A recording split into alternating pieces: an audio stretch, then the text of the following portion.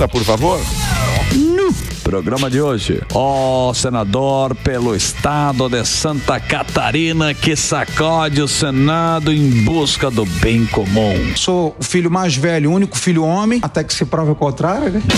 Isso a ele. Grande. Vou até cantar agora uma música em homenagem à minha esposa, né? Eu venho a público manifestar minha indignação. Que música é essa? Jorge Safe. Tá aqui o Safe hoje, participação do Alan Gani aqui no Pânico, que é da equipe de jornalismo aqui da Jovem Pan. Então você vai fazer a primeira pergunta pro senador aqui, que tá aqui. Eu queria já agradecer a sua participação, Jorge. Obrigado por você ter vindo. Obrigado, Emílio. Sempre um prazer voltar aqui falar com vocês. Programa maravilhoso. Vocês estão todo dia na nossa casa. Só preciso dar um recado antes, sabe? Claro. Olha, o prefeito de Penha, que é da cidade do Beto Carreiro, Luizinho, mandou um grande abraço para vocês. Grande Luizinho. O Superman, o Marco Antônio. Superman. Marco Antônio Costa. Ele faz o Fio Terra Diário. Faz o Fio Terra Diário? Tem um programa.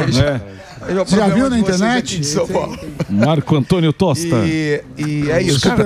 Os caras têm inveja dele, que ele é muito bonito. Ele é lindo. Ele é lindo. Ele é lindo. Na época que a gente trabalhava. Ele é muito lindo. Na época que a gente trabalhava, eu ia com ele aqui no Camarim. Não, no Clube Harmonia. No Clube das Mulheres. Não. Eu ia com ele no Clube Harmonia. Aqui, a gente ficava lá de sunga. Sim. A gente fazia sauna. Sim. Eu e o Marco Antônio. É bonito mesmo, mas... Olha, eu e Superman. Pega antes da harmonização. Eita, delícia. Olha o bichão. Eu e Superman. Uma delícia de homem. Uma delícia de homem. Com cheiro de eucalipto. Vamos lá, manda a pergunta. Boa tarde, senador. A gente vê um movimento do governo para ter uma CPI no Senado e não uma CPI mista, uma CPI na Câmara dos Deputados. Estou falando da corrupção bilionária do INSS. Por que o governo insiste tanto numa CPI do Senado? Na verdade, eles têm maioria dentro do Senado, né, Alan? Então, hoje nós contamos aproximadamente com 30 de oposição. Aqueles votos fixos, que todo projeto, vamos dizer, de centro-direita ou mais conservador, ou questão de liberdade econômica, nós temos 30 votos fixos. Chegam até às vezes 35, 38 votos. Eles têm uma média de 50. Por que eles querem uma CPI no Senado e não uma CPMI que seria mista? Porque aí nós realmente temos chance de emplacar mais pessoas. Mesmo os partidos que hoje compõem a base do governo, como PSD, União Brasil, republicanos, esses caras não têm uma fidelidade de 100% com o governo.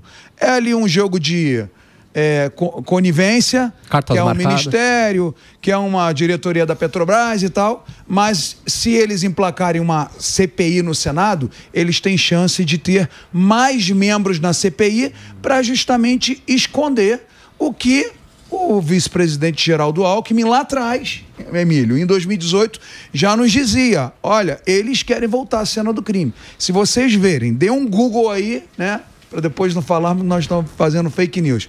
Deem um Google e vejam os nomes envolvidos com a questão do INSS nos governos PT anteriores.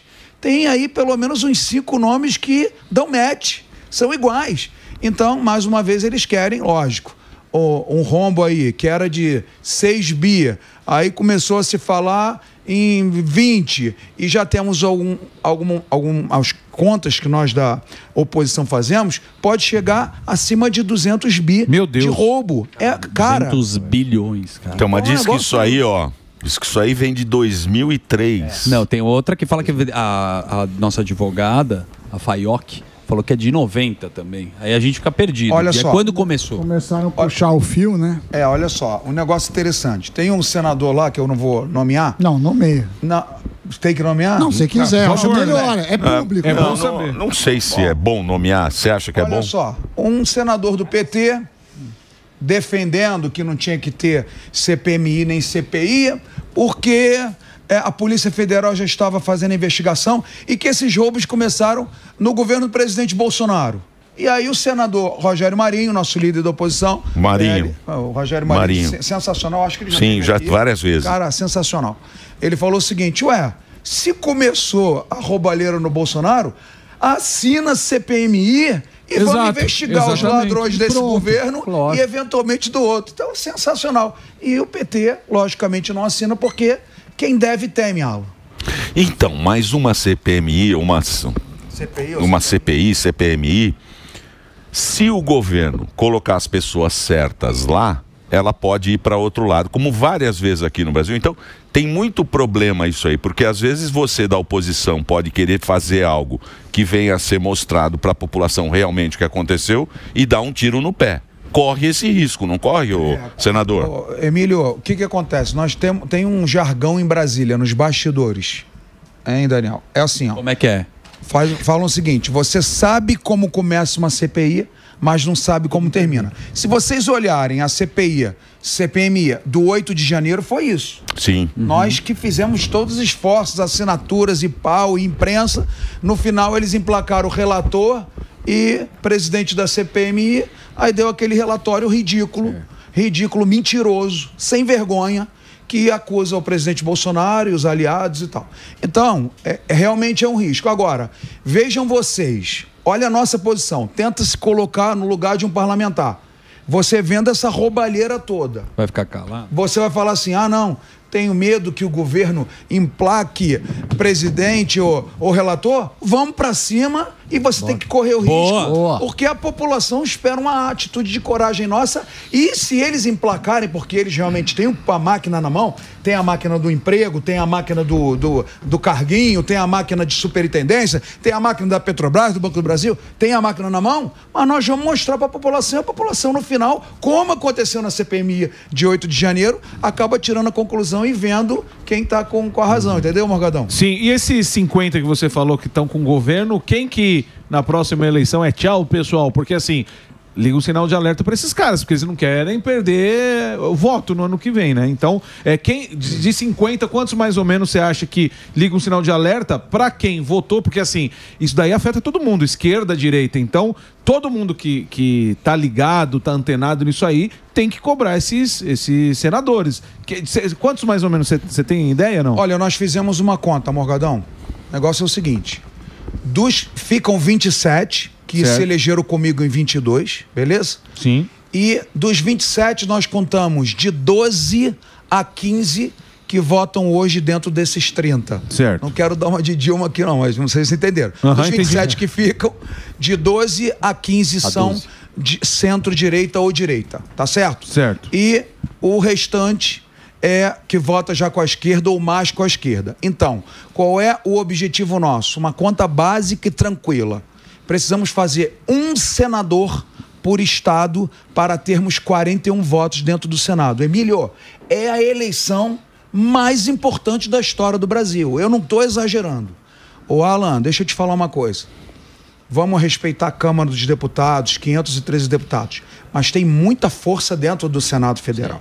O Senado Federal tem poderes que nenhuma outra instituição tem, e não vamos detalhar também, porque todo mundo aqui é alvo. Então é o seguinte, só o Senado Federal tem alguns poderes do freio e contrapeso. Como é que é em inglês lá, Samidão? Check and balance. Check and balance, nossa. É isso aí.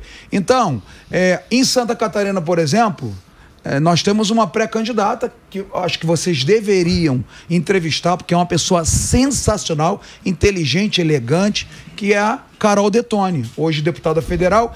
Ano passado... Já teve aqui. Já veio aqui algumas vezes. Você não assiste muito o programa, né, senador? Prestigiava. Não assiste muito. Ele vê os cortes. Trabalhar, né? Tava ontem. A Carol, ano passado, foi presidente da CCJ.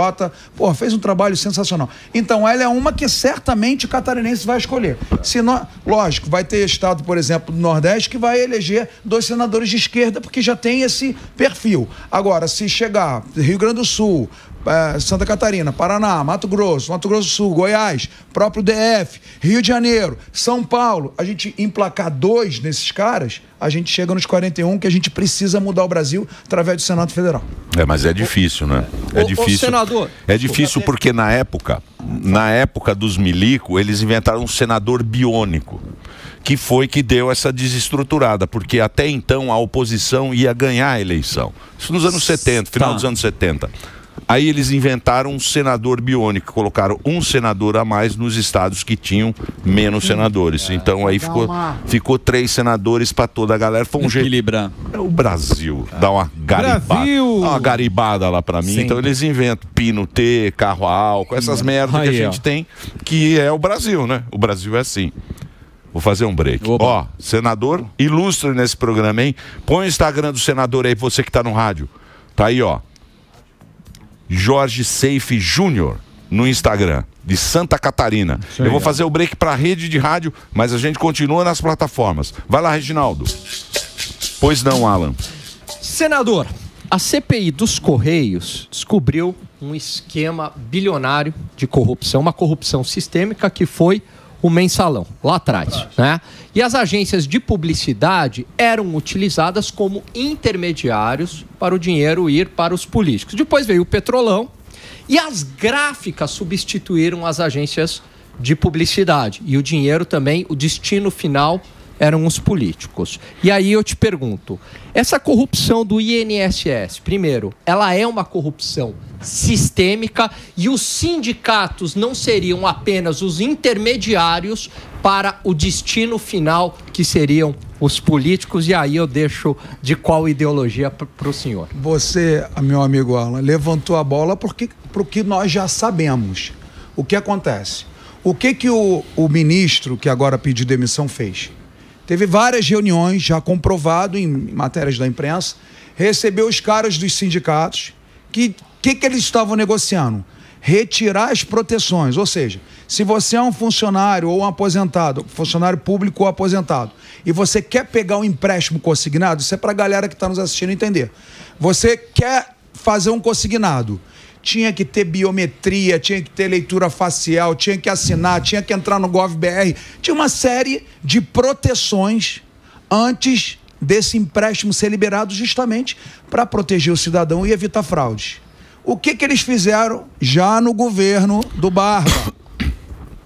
Com essa galera toda, o número de sindicatos aumentou exponencialmente, inclusive o irmão do Barba. Os companheiros. Os companheiros. Nós já sabemos. Então, o que eles fizeram? Tiraram todas essas proteções e deram alguns acessos privilegiados para esses caras fazerem os empréstimos em nome dos aposentados. Agora, tem um mistério aí que a gente precisa descobrir. Perfeito. Daniel, o que é? Como é que esses caras tinham acesso à grana? Porque se esse dinheiro caia na conta corrente do... Pois é. Na conta corrente. Por isso que tem que ter CPMI. É um esquema, né? Lógico, é um totalmente... Quem permitiu que isso acontecesse? Quem permitiu, nós sabemos. E isso faz parte, provavelmente, de dinheiro para as próximas campanhas da esquerda. E aí eu vou juntar tudo no mesmo balaio. PT, PDT, que era o dono da pasta, PSOL, ou seja, tudo que nós sabemos que é a escória da política brasileira. E não vai para lugar nenhum no final, né? Porque os caras estão deixando... A Polícia Federal, ela prendeu, né? Carro de luxo, enfim, mas os investigados. Tem o Careca lá, é o único nome que eu sei, né? Até então, agora. Vai sobrar. Nós queremos o seguinte: por que a entidade que era presidida pelo atual presidente da República não entrou nas investigações da Polícia Federal? Eu pedi, como senador da República, a dissolução de todas essas associações. Todas elas. Eu pedi a dissolução dentro da Advocacia Geral da União, que logicamente não vai me atender, mas pedi também que é órgão de controle, gente? CGU? Não. TCU. O TCU, o desmantelamento. Esses caras não podem ter mais acesso a sistemas, pegar empréstimo em nome de ninguém, gente. Então tem que ser rápido, célere. E outra coisa, viu o que eles fizeram, Emília? A covardia.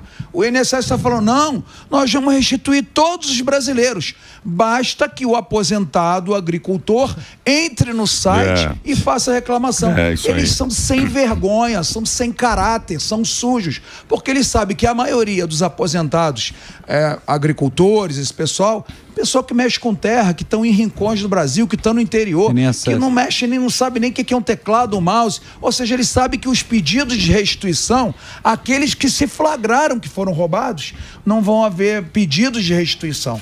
Então, gente, vocês sabem o que é Partido dos Trabalhadores. Agora, você vê, né, senador, isso aí deixa a gente triste, e porque é a casa da Maria Joana, né? A gestão do dinheiro público é qualquer nota no Brasil, não é qualquer coisa, né? Porque faz algo que, mesmo essa história aí de ter a biometria e tal, a própria oposição cai nesse conto do cara falar, então você está tirando o dinheiro do pobre, você está dificultando para o pobre ter acesso às coisas, é para eles próprios entrarem e roubarem o dinheiro dos pobres, né? É terrível isso aí. Mas isso é uma coisa que a gente vê no Brasil e nunca acaba. Pensa no seguinte, nós que temos banco digital, que mexemos mais com a internet, eu não lembro, o Samidana, eu acho que nunca pisou numa agência para pagar um boleto. Claro que já. Já? Eu trabalhei, mas depois eu desisti do emprego. Passei no concurso do Banco do Brasil. Ele já foi do Banco do Brasil. Sabia? Foi o único, entrou em primeiro lugar. Olha, o Sami é muito bom. O Sami, ele entrou em primeiro lugar no Banco do Brasil, trabalhou uma semana e falou, isso aqui é uma merda. E foi embora. Largou a cadeira. É o único foi cara. Abandono de emprego. Ele abandonou o emprego do Banco do Brasil. E o Brasil inteiro quer trabalhar no Banco Aí do o banco Brasil. ficou do jeito que é. O que eu queria dizer com isso? Há quanto tempo você não vai numa agência física? E quando eu vou é porque eu tô contrariado, porque alguma coisa deu errado. Se você tem que ir na agência é porque alguma coisa não funcionou. Só vai pra brigar. Então nós temos um controle maior de gasto de cartão de crédito, a gente recebe um SMS quando faz uma compra no cartão, quando entra um débito automático o banco te avisa, mas isso nós somos privilegiados, que temos um celular bom, sabemos cadastrar os avisos do banco. A grande maioria, eu me arrisco a dizer 70% aí, Daniel, 70% da população não acessa isso por ser, eu não quero usar aqui, mas uma pessoa que não tem conhecimento digital. É praticamente um ignorante digital, não tem acesso a isso tudo. E nós, seria mais difícil enganar pessoas que têm esse recurso. Agora, o pobrezinho, o aposentado, o velhinho, esses caras dão tombo dia e noite e usaram da ferramenta mais suja que tem, que é pegar, mexer na aposentadoria, onde o cara compra o arroz, o feijão, para se alimentar, para tocar a vida, para ajudar um filho desempregado. Esses caras, rapaz, não tem jeito. Por isso que a gente precisa da CPMI. E o que eu aproveito aqui a oportunidade de estar no Pânico, e você tem um senador, tem um deputado, cobra dele. Meu amigo, eu quero investigação lá do INSS, que meu pai, provavelmente, e com 90% de chance, como o número de afetados já foi enorme, alguém que você conhece ou da sua família foi roubado por esse esquema do INSS. Quando você cobrar seu deputado, seu senador, você fará isso, além de pelo Brasil, pelas pessoas que estão próximas de vocês que foram enganados por esse esquema. E se você conseguir ter acesso, ajude uma pessoa que não pode ter acesso, que não sabe. É muito difícil entrar nesse meu INSS. Tá muito difícil. Se é o tráfico, não sei o que é. Bom, não sei. Brasília não tem bolo. Cria dificuldade. Brasília é um lugar que não tem bolo. Não Ali tem. Não tem tonto. Não. E sabe que eu tava não pensando? Senador? Claro. Né? Não tem. Tava pensando em Brasília, mas depois da Lava Jato, né, que patinou com toda a história do Sérgio Moro, a gente falta uma instituição, a gente tem a Polícia Federal, mas alguém levantar, você tá falando como senadores, políticos, mas a gente não está descredibilizado com alguém que fala assim, vai levantar a mão, vamos confiar nesse lugar depois de tudo isso? Olha, depois que nós estamos vivendo períodos difíceis no Brasil, inclusive vocês acabaram de dar notícia aqui, lá nos Estados Unidos e tal. Então hoje a gente tem, mesmo como parlamentar, tem parlamentares hoje como Marcel Van Hatten, tem parlamentares hoje como o Cabo Gilberto, lá da Paraíba, tem parlamentares como o próprio Daniel Silveira, que perdeu o mandato, que expressar sua opinião, mesmo na tribuna, que nós temos um artigo constitucional que nos protege na tribuna de falar qualquer besteira. Logicamente que a gente não deve falar besteira, mas a tribuna é livre, você como um representante eleito do povo, o povo te deu esse poder de você fazer a sua livre, espontânea manifestação ali. e hoje foi também relativizado. Então, acho que o maior problema hoje do Brasil, Daniel, se chama insegurança jurídica, falta de previsibilidade jurídica. Nós estamos falando dentro do parlamento, das leis que nós aprovamos, do contrato que tu assina com o teu inquilino ou com o teu locatário, enfim, tudo isso hoje está relativizado porque a justiça hoje, ela não segue mais uma cartilha, ela é interpretativa. Você dá um caso para esse juiz, pro juiz Emílio, ele lê, não, isso aqui o Daniel venceu. Aí tu dá lá pro Alan, cada um lê de um jeito. E mesmo que muitas vezes o artigo constitucional, o Código de Processo Penal, tá claríssimo. Mas isso são vocês que têm que resolver lá, porque vocês têm poder para isso. Porque isso acabou, tem um ayatolá em cada esquina. Tem. É isso que aconteceu no Brasil hoje em dia. Sim. Você vê aí que teve lá, não sei quem que publicou no jornal o salário de alguém, e aí teve... Não teve agora essa notícia que surgiu isso? Então é uma coisa complicada, né? Mas vocês que têm que resolver. Então, Emílio, como é que vocês vão resolver isso? São 81. Eu não vou fugir da minha responsabilidade, mas nós não somos maioria. Nós vamos apresentar uma reforma do judiciário? Vamos. Quantos votos o projeto de Jorge Seif vai ter? 30, 35. Não abre, não entra, não é pautado. Então nós precisamos, pessoal, elejam senadores bons dos seus estados para 2027, em 2026 para 2027, para nós mudarmos o Brasil. Nós não estamos falando só de judiciário, de pesos e contrapesos, de liberdade de expressão. Nós temos que mudar o Brasil por dentro. Uma reforma administrativa é urgente. Quem paga essa conta é você. Quem paga meu salário é você. Então, para que haja uma reforma administrativa, reduzir a carga do Estado brasileiro nas costas do brasileiro, vocês precisam eleger pessoas que acreditem numa economia liberal, num Estado leve, que privatize o máximo de questões que possam ser privatizadas, que essas empresas são ineficientes, vejam as estatais que vocês bancam, quanto está dando prejuízo. Ô Emílio, vamos fazer aqui uma brincadeira. Só existe uma padaria em São Paulo. Só essa padaria vende pão, leite, pão de forma, presunto, queijo, manteiga. Essa padaria é a padaria do Emílio. Maravilha? O São Paulo inteiro que quer comer um pão francês... Só nessa padaria. Só nessa padaria. Só esse cara tem. Tu tem como ter prejuízo? Sim ou não? Não. Então me explica como é que Petrobras pode dar prejuízo. Correios. Como é que Correios pode dar prejuízo? Como é que Banco do Brasil pode dar prejuízo? Carreta furacão. Carreta furacão. Lógico. Então, não adianta colocar a empresa na mão de apaniguados, na mão dessa força de quadrilha que infelizmente tomou de assalto o Brasil.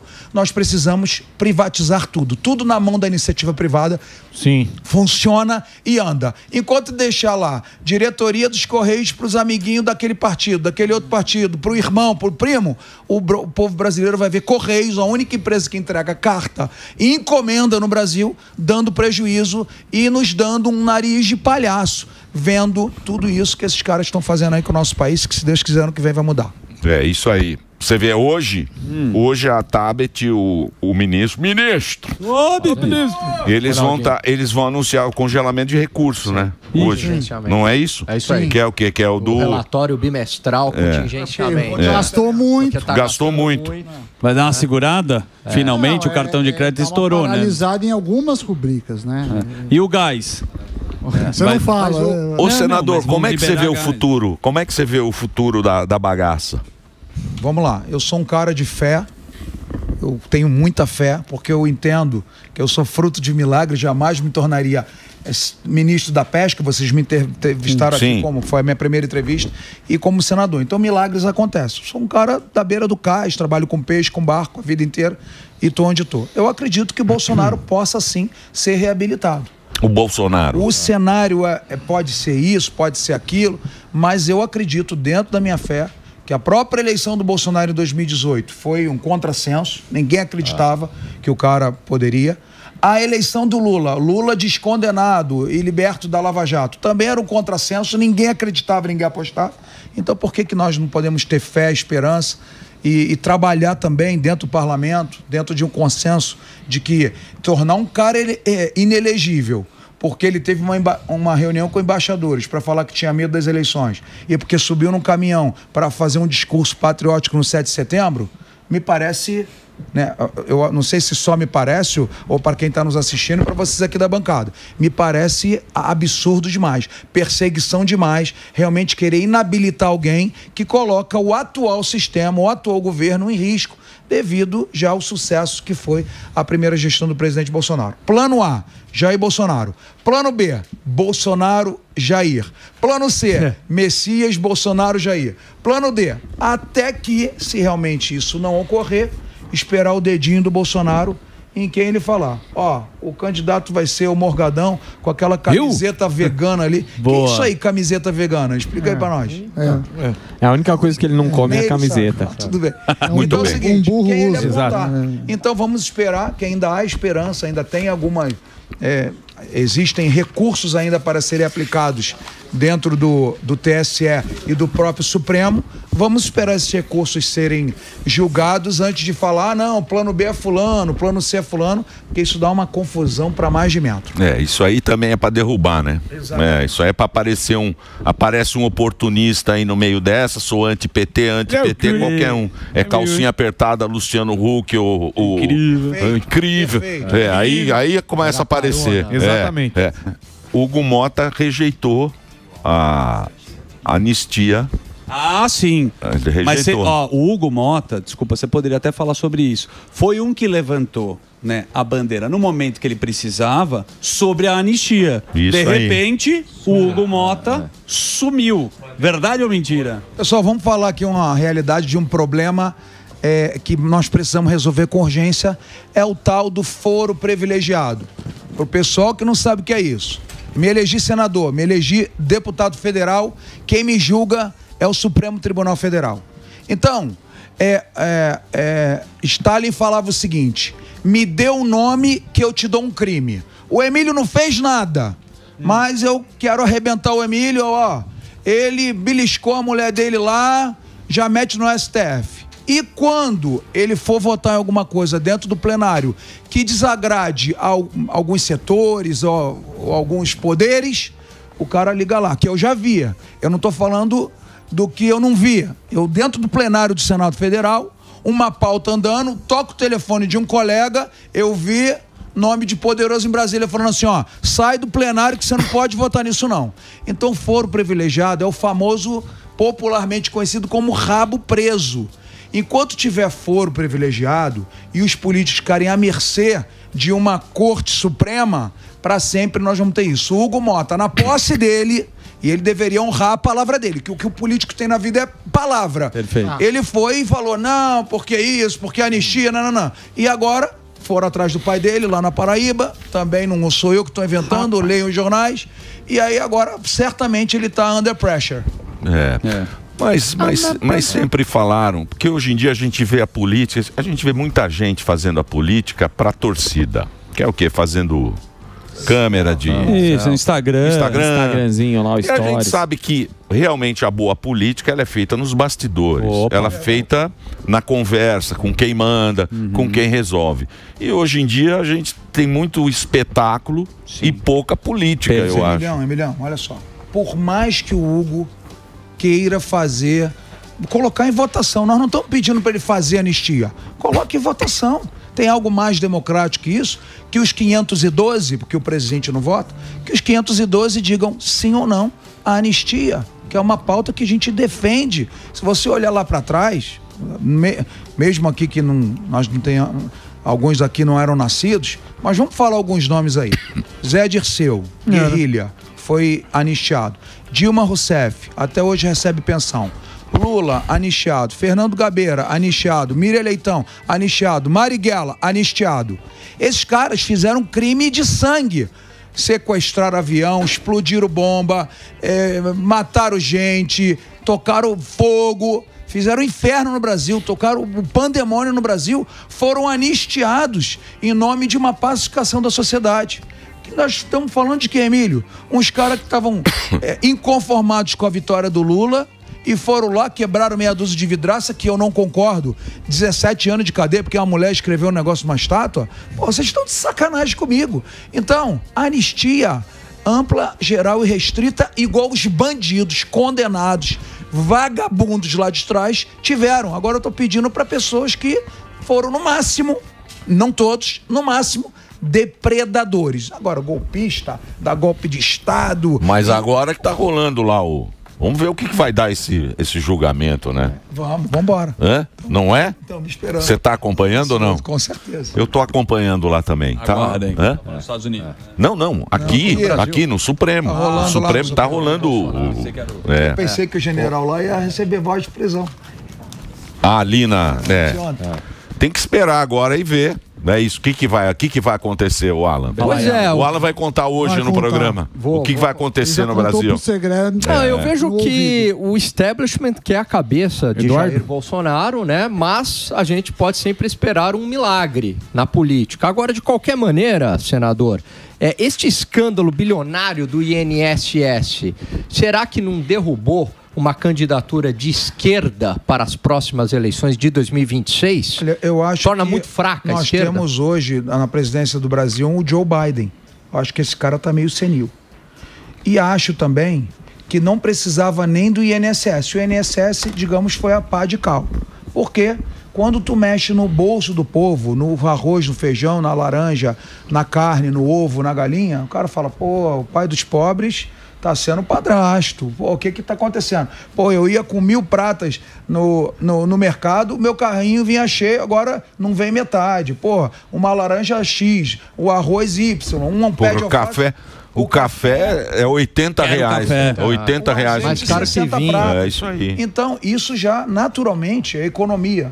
A economia já mexe muito. Segurança pública. Segurança pública nem se fala. Aliás, só falando de Beto Carreiro, o pessoal pode viajar para Santa Catarina, é o estado mais seguro do Brasil. Turismo lá, toca muito bacana. Boa. Muito bem. Boa. Valeu, senador. Senador, sempre o papo é muito bom. Verdade. O Jorge Seife aqui bateu um papo com a gente. O Jorginho, como é conhecido, né, Jorginho.